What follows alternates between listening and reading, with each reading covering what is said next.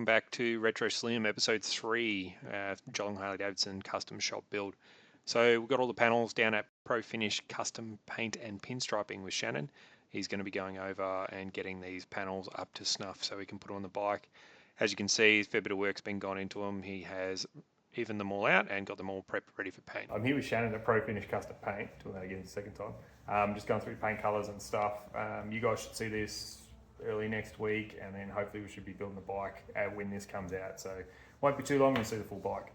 So gone through a few different things. We've got our original paint stickers, or tank stickers that we were going to do, which we've sort of leaned away from, which are these ones here, sort of a retro thing based off, I think that's, correct me if I'm wrong, Shannon, I think it's 1940s sort of look. It's a modern take on that. Yep. And we've sort of leaned more towards, I think it's a 1933 bike. Early traditional lettering, Yeah, so we've gone more that early traditional style lettering. So Shannon's come out with these stickers, which will be for the different layers of paint. And then we're going to be going flat black colour on the tank, which he's got the tank all primed up. And then we've got a red and a gold to go with it. How do you sort of get through the different colours? I just went through pictures, sort of period correct, and I just went through my colour charts and just worked out which was sort of closest, and that's what I come up with for the pinstripe, which is a gold, and then that's the inserts, which would be like a ruby red, and of course the black, and then the lettering is going to have the colours in it, and everything will just be period correct, I suppose. Yeah, no, it should be really, really good. So I know it's going to be reversed because I've got the camera on backwards, but we've gone with that older heritage style text. So it should be interesting to see how it all comes out. It's definitely going to work. It's been something Harley been doing since, what, the 1920s? They've had this same sort of look, so we know it works. But as you can see there on the tank, it'll look like that, and it'll be is it gold on the outside, red on the inside with the lettering? Or is it the other one? No, that'll be black. So that'll be a drop shadow, and then that'll go over the top, which will be the red. And this will be, that'll be gold, that'll be black, and the side will be red with a red pinstripe. Yeah, no, it's going to look really, really good. And the pinstripe runs along the front fender and the back fender. Yes. So full pinstripe along the full bike. So cannot wait to see how it goes. I will post up a picture we've got from a stock image of the bike where we sort of used as our inspiration. And yeah, so there we go. Here's a quick shot of the initial black undercoat sort of layer. So Shannon's thrown this on, which gives depth to the colours we're going to spray over the top. So in a minute you'll start seeing the colour actually go on the bike. So here we go with the first layers of the red going on. As you can see, it's going on pretty smooth and get that nice even coverage across the whole thing. Shannon is our go-to for paint at Geelong Harley-Davidson, so any paint work we do does generally end up at Pro Finish Custom Paint and Pinstriping.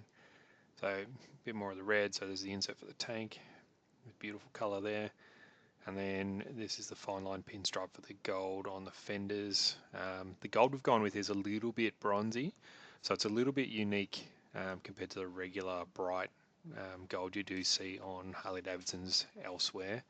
So it does stand a little bit different from a visual standpoint, but it does offset that really bright red really, really well, which we'll see in just a second. And here's that glorious tape pull, getting those nice sharp crisp lines. Here we go, first look at the fenders before the tank badge goes on to the main panels on the tank. So as you can see, you've got black sides and red center of the fenders, the front and rear with the gold pinstripe, and then it's reversed on the tank where we've got the red inserts with the gold pinstripe in the black tank. So here's the first look at the panels. Shannon's just dropped them off, and here's the rear guard. Cole got straight into doing some wiring so we can get that new tail light on, and it should be ready to go very soon. Nice tombstone going on.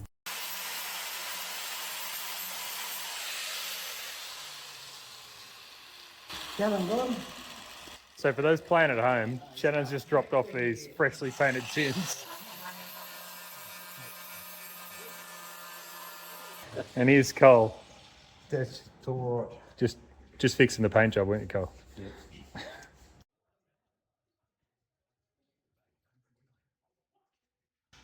You can't film is using these naughty joiners.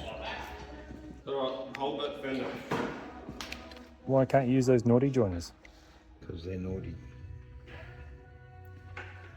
What's naughty about? Well, I don't know. I just get such a hard time. I've developed a complex. You got all the garage mechanics telling you you're doing the wrong thing, Cole. Well, these here, yeah. That's not what I was expecting, Carl. What's that, mate? Colour. Good, huh? I like it. Oh, that exhaust looks good. That's cool. Looks good. This is going to be really cool when it's finished. Shannon, my man, did all of that. You've seen the piece of shit I gave him. So Cole's alluding to the amount of panel work that needed to be done to get the fenders ready to go for paint, and Shannon and his team did an amazing job. So here's Cole just finishing up the wiring of that tombstone, doing a little bit of work here, needed to put an earth onto the fender as well, so he's put a screw through there, which you will see in a little bit at the end. So here we go, just getting it all sorted. Okay. Is that the brake light? What's that? That's just the running light. Sweet, righto, good.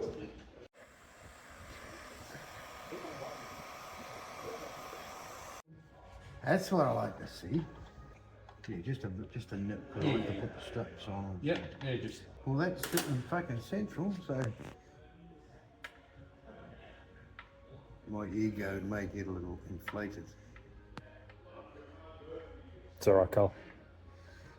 We'll allow it this time. Phew, that's spinning beautiful, eh? Yeah. Alright, that's good. Yep, they're just nipped. Leaving it sit like that. Oh, shit. Come on, can you come and wire this up? It's a bit tricky. It's not canvas and the computer won't tell me how to do it.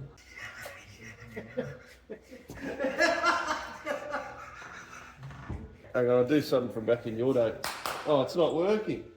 No, that was fucking... I remember going in with the Sheila, had a bed lamp on the side of her bed that did that. Clock light. Yeah. Did you get the clock? Yeah, but no, I've never had that. Oh. Don't hit the paint. Don't hit the paint. I don't know whether that's capped. Yeah, Stewie. Run that through there with the shift I went. What do you reckon, Keegan? So here the guys are just getting all the fenders all sorted out with the fender struts. There was a little bit more work than what we anticipated getting the fender struts on, just due to the paint and tolerances and things like that. When you do fabrication like this and you add paint, you do lose a couple of millimeters here and there, just simply because of the thickness of the paint. So the guys did have to move a little bit of it to make it work. First sort of look with the tank on, it's looking really, really good at this point.